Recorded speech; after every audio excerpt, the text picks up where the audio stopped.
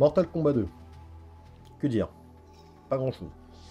Ce jeu, donc, en fait, voilà, ça fait suite directement au premier épisode. Même au niveau scénaristique, d'ailleurs, vous avez une petite introduction qui vous expliquait les événements de fin du premier et de début du second. Donc cette version Super NES est marrante, enfin entre guillemets marrante.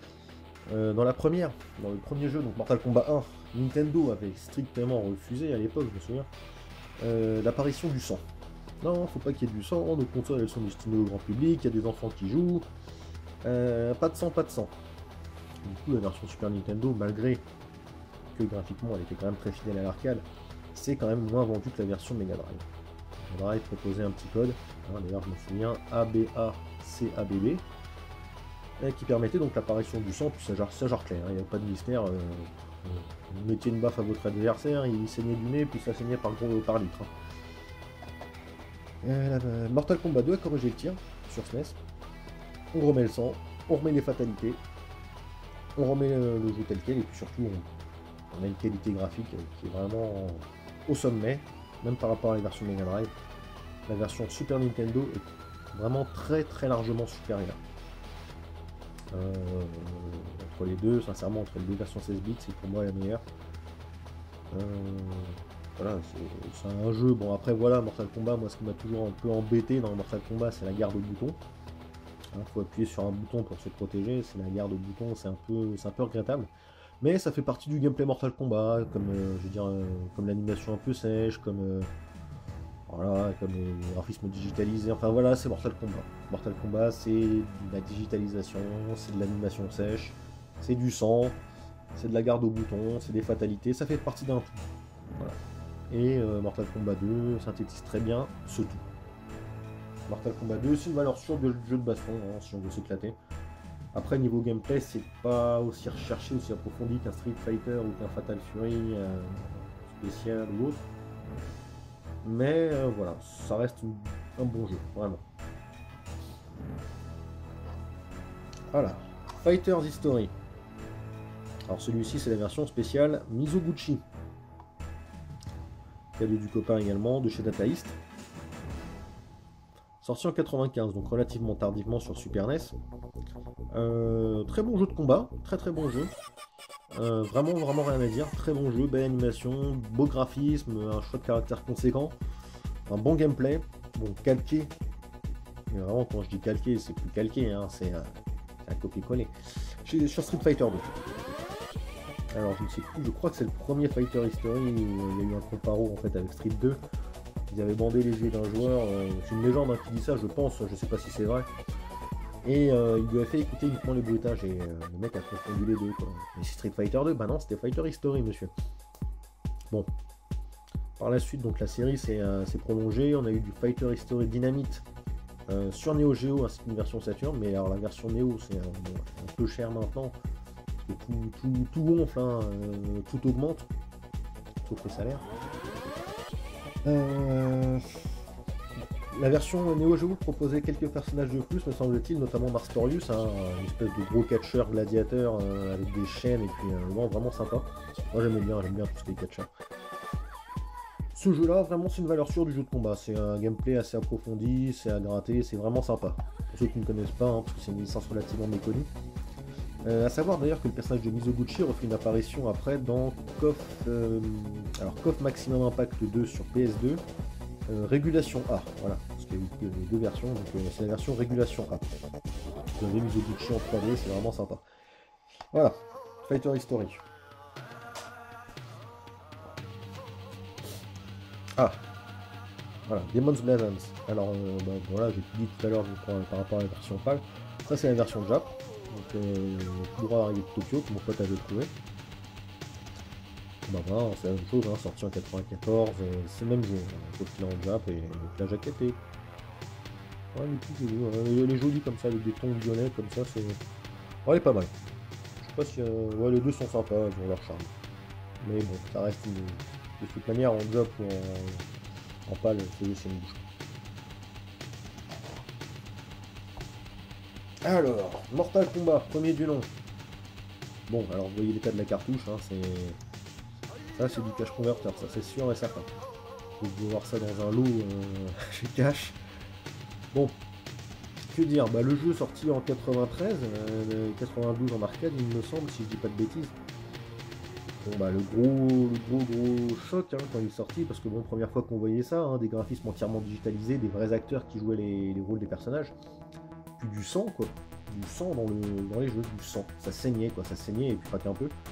Il y avait également des fatalités, donc quand votre adversaire était complètement, enfin, causé du KO votre adversaire la deuxième fois, donc le second round ou le troisième, voilà, vous aviez la possibilité de l'achever au moyen d'une ce qu'on appelle une fatalité. Donc, par exemple, le personnage de Scorpion, un ninja, enlever sa cagoule, pour laisser apparaître un crâne à vif, enfin un crâne humain, et il balancer une grosse boule de feu sur le mec qu'on voyait se désintégrer et terminer ensemble.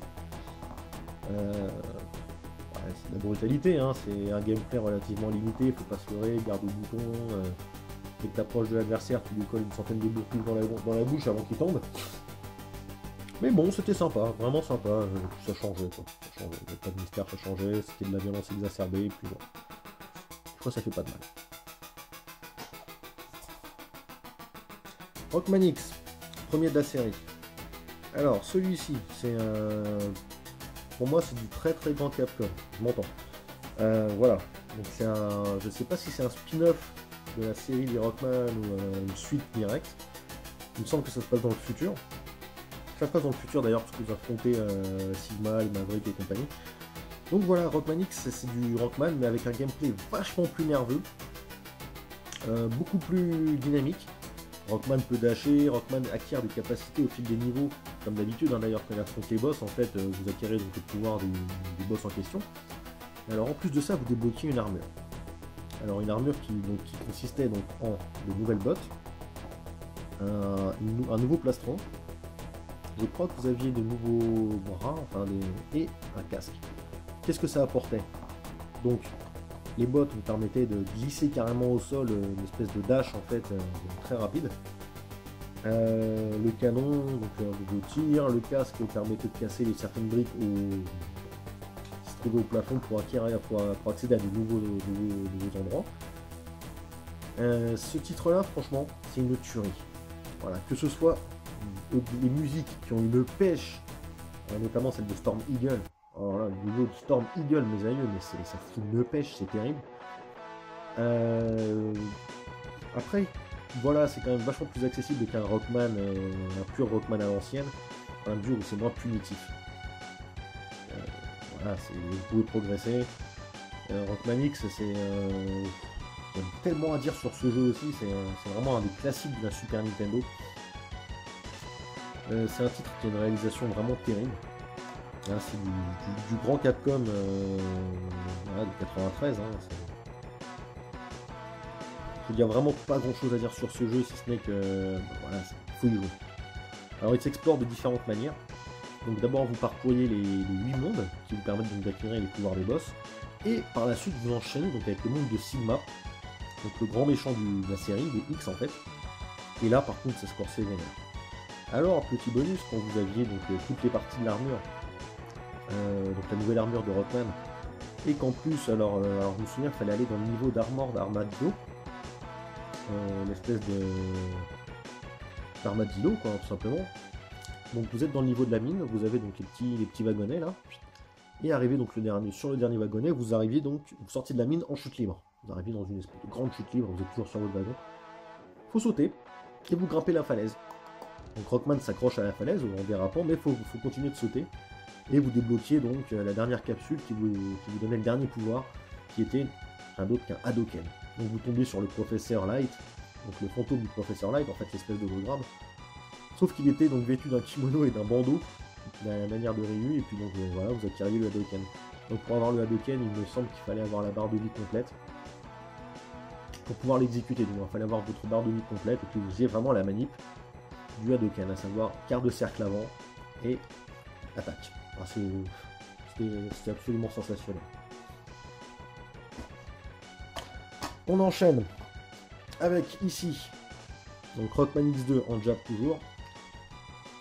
La suite directe du premier, même au niveau scénaristique, hein, c'est la suite directe. Donc là on voit Rockman vêtu complètement de sa nouvelle armure sur la jaquette. C'est un peu dommage, ça spoil, enfin moi, plus ou moins, hein, parce que ceux qui ont fait le premier ils connaissent déjà. Bah voilà, alors celui-ci c'est du plus. m'entends, il est plus dur, plus beau, plus long. Il me semble qu'il y a plus de pouvoir également. Et surtout, ben voilà, il prend énormément de place, quoi. C'est un jeu... Regardez, voilà. Regardez les barrettes. Ici, voilà. Un jeu Super NES classique. Voilà, je prends Rockman 7, même sur Rockman 7 qui pourtant déjà a une réalisation de fou. Voilà. Une broche ici, là. Juste ça. Là, vous avez carrément ça. Plus sur les côtés. De la même manière que Dokuju Parodius, hein, je ne l'ai pas montré, mais pareil pour Dokuju Parodius. Ici, je vois également Kirby 3. Et il me semble également que le Yoshi Island pousse un peu la bécane dans ses retranchements.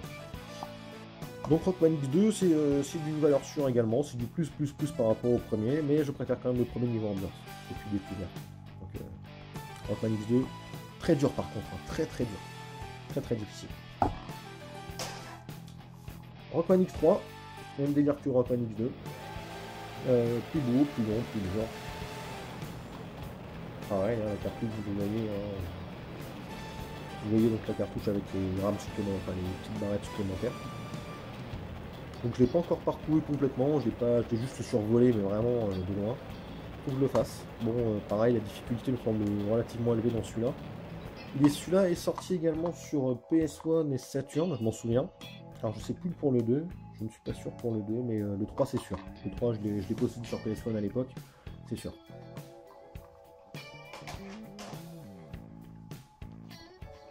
Rockman 7. Action plateforme, gros classique, très solide.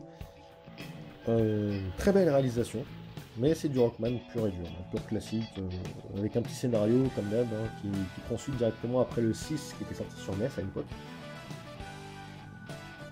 Vous remarquez quand même que celui-ci est sorti là, ici c'est marqué à 95, donc tardivement. Ce sont des jeux qui commencent à vraiment pousser la Super NES dans ses limites. Alors, au même titre que Dokuju Parodius, que les autres Rockman là, Kirby et Yoshi, hein, comme je disais tout à l'heure. Donc voilà, c'est une action plateforme, c'est du Megaman. Et ça reste un excellent titre. Hein. De toute façon, Capcom a rarement fait de fausses notes sur Super NES.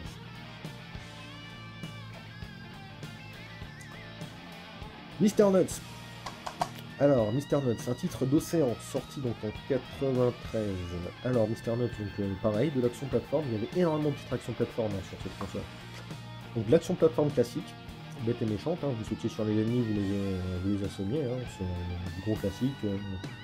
Voilà, comme vous êtes un écureuil, au lieu de ramasser des pièces, comme un pingre de plombier ou des bananes comme un singe, vous ramassez des noisettes. Bon, un bien nouveau. Alors ce jeu, il est assez particulier. Il nous a été vendu à l'époque par les fameux magazines, les seuls magazines qu'on avait. À l'époque, il n'y avait pas internet, il n'y avait pas tous les moyens de communication qu'on a maintenant. On avait les magazines. J'entends par là Console One et Player Plus, pour ne pas les citer, sans parler de Joy Plus. Hein. Bon, la blague à part, Joypad, Console Plus et Player One. Ce jeu nous a été vendu par ces magazines comme étant absolument exceptionnel. Oula les gars, Alors, je veux bien, le premier niveau, il y a une réalisation de dingue. Dans la forêt, là, c'est vraiment absolument magnifique, avec une belle bande son. Mais attendez, en quoi il est exceptionnel ce jeu? Le personnage, il est absolument immaniable. Arrivé le deuxième niveau, vous tombiez sur des ennemis qui vous poutraient la gueule, mais alors d'une puissance. Le jeu il a une courbe de difficulté qui est complètement pas maîtrisée du tout. Les ennemis repop. Voilà, comme ça, tac tac tac. Vous sortiez de l'écran, vous sortez même pas de l'écran, vous sortez de la zone où il y avait l'ennemi, donc vous êtes toujours dans le même écran. L'ennemi est revenu. Ah bah tiens, super. Puis voilà, la gestion des sauts est très particulière. Enfin, le jeu, vous sentez bien qu'il n'est pas fini. Et les mecs nous le vendaient comme un... il ne faut pas dire non plus un Mario Killer, mais comme un jeu de plateforme absolument démentiel, maîtrisé. Non, les gars, vous faisiez de la pub mensongère. Est-ce que vous avez joué au jeu avant de le tester? Je ne sais pas. J'en reviens là-dessus. Les magazines de l'époque, donc Console Plus, Player One et Joypad, quoi, les trois gros, on va dire, les trois piliers de la presse vidéoludique française. bah, je sais pas s'ils jouaient tout le temps au jeu qu'ils testaient. Je sais pas s'ils jouaient vraiment au jeu qu'ils testaient. Parce que celui-là, ils l'ont mais vraiment mis au nu. Ils ont dit, putain, mais c'est le jeu du siècle. Enfin, peut-être pas non plus, mais voilà, c'est vraiment le jeu de l'année. C'est un super jeu de plateforme, machin, ainsi de suite. Ok, d'accord, mais non, pas du tout. Les gars, je suis sûr, et j'en suis persuadé, je vous le dis, dans cette vidéo, je vous le dis solennellement, entre guillemets, je suis persuadé que vous ne jouiez pas à tous les titres que vous testiez. C'est impossible. Ce jeu-là, c'est pas un bousin, hein, c'est pas non plus Astérix autour du monde, et puis les Schtroumpfs sur le menhir, hein. Mais c'est pas non plus, il est pas exceptionnel du tout, les gars, vous l'avez vendu comme un... Non, non, revenez un peu sur... remettez-vous en question, je suis sûr que vous ne testiez, enfin que vous ne jouiez pas à tous les titres que vous testiez. Vous faisiez de la pub, vous étiez payé certainement par les éditeurs, j'en suis persuadé, parce que ce jeu-là, c'est pas une merde, mais c'est pas non plus un... il est pas top, vraiment pas top du tout. Voilà. Donc bah, je pense qu'à travers ça, à travers cette petite critique que j'ai émise envers la presse vidéoludique de l'époque, je pense que j'ai plus ou moins décrit le jeu. Bon bah voilà, hein, je l'ai eu dans un lot, il était là, je l'ai pris.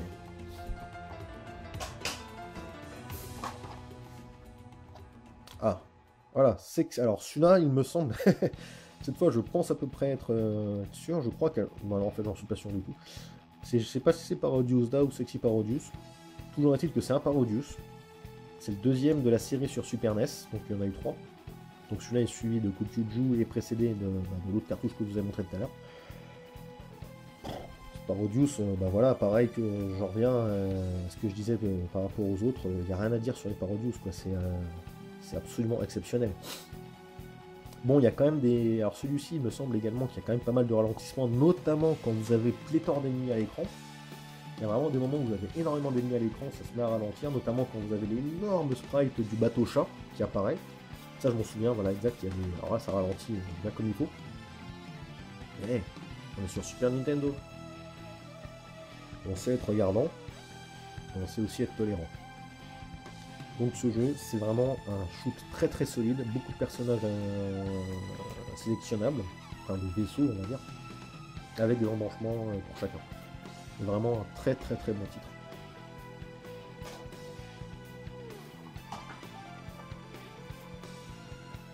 Alors, Mario World 2 ou Yoshi's Island.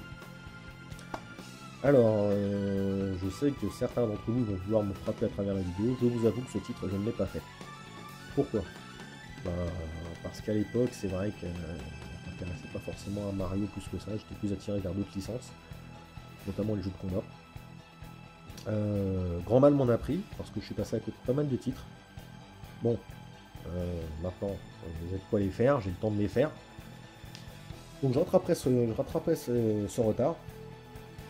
Je sais que ce titre est exceptionnel, je l'ai vu tourner, je l'ai très rapidement survolé sur les quelques premiers niveaux.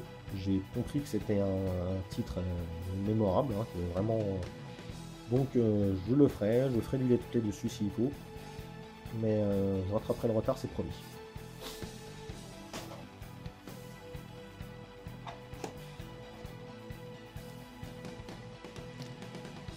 Final Fight 2, version japonaise, donc de Capcom. Bon, vous vous en doutez, vu les mecs, il y en a 3 en plus, ça va pas être de la baston de lait, c'est du beat'em all. C'est pas de la stratégie non plus, hein, vu l'air intelligent qui se paye là. Donc voilà, Final Fight 2, suite directe de Final Fight 1. Suite scénaristique, je sais pas, Oui, si, je pense hein, en fait, hein, suite scénaristique. Donc vous aviez 3 personnages au choix qui sont présents ici, donc Mike Hagar qu'on retrouve donc issu de Final Fight 1. Carlos, qui en fait, dans le scénar, je pense que c'est le maître en fait de Guy, qui était sélectionnable dans Final Fight 1, et Maki. Alors Maki, ce que j'ai pu comprendre, je pense que c'est la nana de Guy. Voilà. Donc ça me paraît un peu marrant, parce que bon, l'équilibre des persos n'est pas trop... Moi je me rappelle, Final Fight 1 c'était quoi? C'était un catcheur, c'était un bagarreur de rue, donc Cody, et un ninja, donc le personnage rapide du jeu, rapide mais faible. Que là on a un catcheur et 2 ninjas. Bon, ouais. Carlos reprend un peu le rôle de Cody dans la mesure où c'est un personnage équilibré, qui tape assez fort et qui est relativement rapide. Maki par contre est très faible. Donc voilà, celui-ci corrige enfin le gros défaut du premier qui était de ne pas pouvoir jouer à deux. Donc celui-ci est jouable à deux. Par contre, bah voilà, il est exclusif Super Nintendo, ce n'est pas une adaptation de l'arcade, c'est vraiment une commande Nintendo. C'est du gros beat'em all bien solide, bien lourd, bien gras comme il faut. Pas trop de reproches à formuler, si ce n'est bon, les pistes sonores qui sont très répétitives et une difficulté qui est à se taper le cul au sol avec la tête et avec tout ce qui va avec. Passer le niveau normal, c'est-à-dire que dès que vous arrivez en expert, ça commence à vraiment se corser, être très très difficile. Et je ne parle même pas du mode. Ah non, c'est. Pardon. Arriver au mode hard, c'est en effet très très difficile. Et passer le mode expert. Je sais même pas si le jeu est fini ça. Mais enfin, moi je l'ai fini, je l'ai eu. Je suis arrivé au boss de fin une fois. En mode expert et tout seul. Mais voilà, j'étais vraiment à la dernière barre de vie. Dernière vie. Et je me suis fait poutrer. Mais ça reste un bon titre. Vraiment solide, beaucoup d'ennemis à l'écran, bon voilà, la bande sonore un peu répétitive, mais ça reste un bon titre.